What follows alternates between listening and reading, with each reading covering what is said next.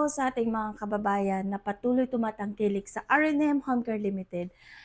Kami po ay tumatanggap nga po pala ng break contract terminate. Ang break contract po na tinatanggap namin ay once na mayroon ka ng release letter na ginawa mo sa employers. Yes po. Yun po yung 1 month notice.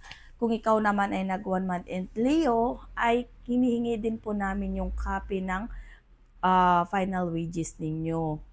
And then, ito naman po, kapag ikaw ay terminated, so kailangan din po namin yung valid reason kung bakit ka na-terminate. So, kung ikaw ay nasa kalagayan na terminate ni employers without reason and then mag-apply ka sa amin, hingin ko po yung talagang pinaka-final reason kasi meron tayong mga case naman na sa mga nate-terminate na pagdating sa visa ay nare-refuse.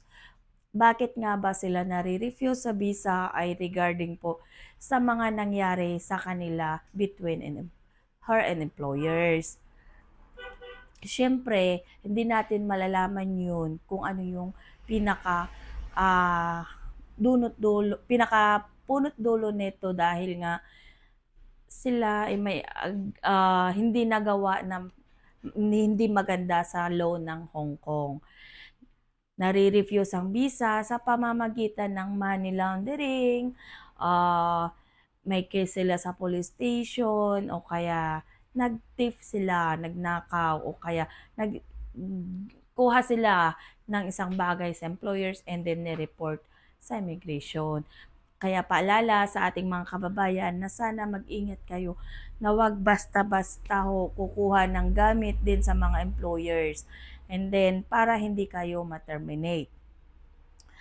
Ang pag-abroad naman po, kung kayo ay nag-break contract, lalo na sa ating mga baguhan, please, wag po kayong basta-basta mag-break contract. Mahirap po maghanap ng employers para makapunta sa Hong Kong. Kasi maswerte kayo, lalo na sa ating mga baguhan na kayo ay nandito sa Hong Kong na may employers na. 1 month, 2 months, 3 months, 4 months, 5 months, 6 months. Ayan ay mandatory adjustment. Nasa adjustment pa lang kayo ni employers. Hindi pwedeng si employers ang mag-a-adjust sa'yo. Ikaw ang mag-a-adjust para sa kanya. And then, yung tinatawag naman dito na after 3 months, wala nang pakialam agency pag may ginawa sa employers. No, mali po yan. Alisin natin sa isip natin yan na sinasabi ninyo. Marami pa rin kasi kami naririnig na ganon. Hindi lahat ng agency is ganon. Yes, nagkakapubya kayo kasi nga naranasan nyo sa ibang agency. Pero sa R&M Home Care Limited, hindi po ganon.